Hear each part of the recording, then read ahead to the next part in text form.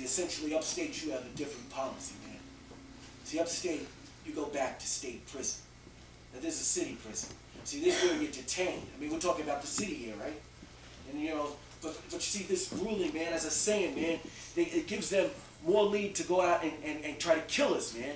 I mean, they were beating us, man, but now they're going to try to go out and kill us, see? And, I mean, you got officers, 12, 13 officers come in and attack me and beat on me, man, and I'm paralyzed from the waist down. Is that true? Yes. Paralyzed from the waist down. Exactly. Brother, listen. That's you. They want you dead, man. They want you dead. Brother, they fear you. Don't you know that? You know, the only thing that I can tell you is that they have what is called internal affairs. Anytime any one of those guards does anything to you which is procedurally wrong, you must report it to internal affairs. They are frightened of that because it'll blemish their record. They won't make sergeant or lieutenant. You have to clog the system with those reports. You have to be cool because you are a political prisoner. Because don't you know, all across America, these cops want you dead. Look, I took those proper roads, my brother. My attorney approached the district attorney. He even went to the inspector general's office that investigates corruption in the department, right? But how can you can't have officers investigating officers, man, because you see, they won't do a proper job, you know? All it'll do is, like you said, become part of their record. But you see, sometimes they won't even let it become a part of their record, man. See, sometimes they'll just dismiss the fact that it exists. They won't make sergeant, but you won't make breakfast. That is true. I have to admit that. You're right. Hey, look, man, you can't have cops investigating cops, man. See, I know two cops who were cops here, right? They were corrections guards here. They went and they signed with the inspector general's office that investigates their own fellow officers. So how are you gonna, investigate those you already knew and be fair and impartial? You can't, man. See, so that's what this is all about, right?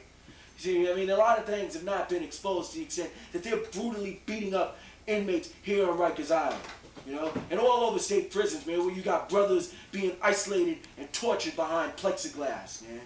You see, now, I've been here for 9 months, man, for no apparent reason, all because I am who I am, right?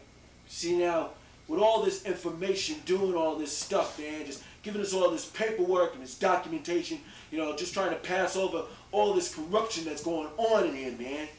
I mean, these guys are trying to kill us in here, man. So you see, that's what this is all about, man.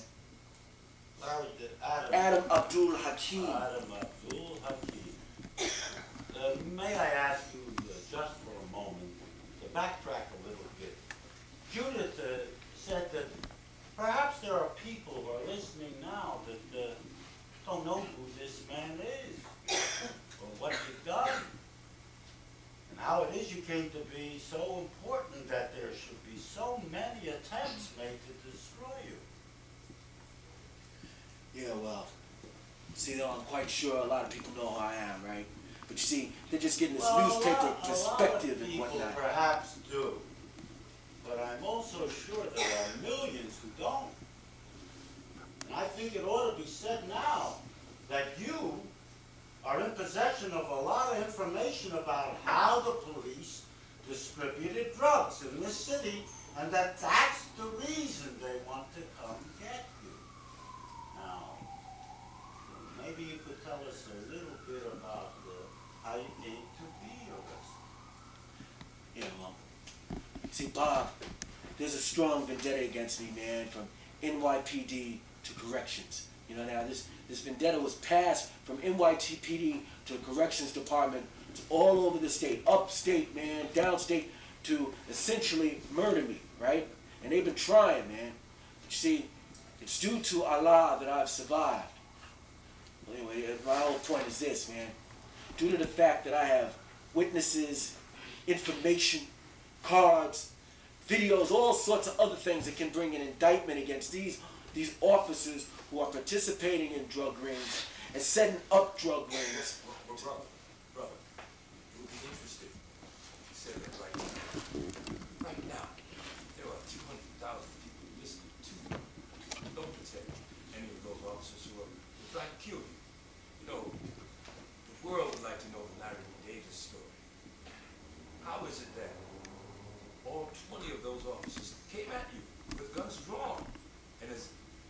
understand, you shot 9 of them, which is unprecedented in the history of America, man.